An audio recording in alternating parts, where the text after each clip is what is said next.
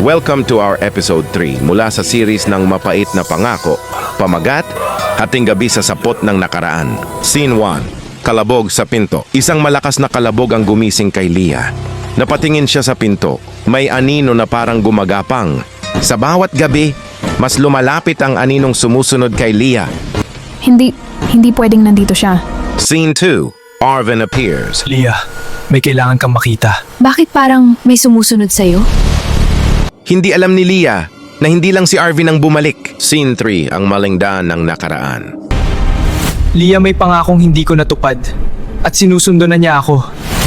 Scene 4. May taong nasa loob. Binalikan ko ang pangako. At ngayong bumalik ang anino, wala nang takas. Scene 5. The shadow grabs.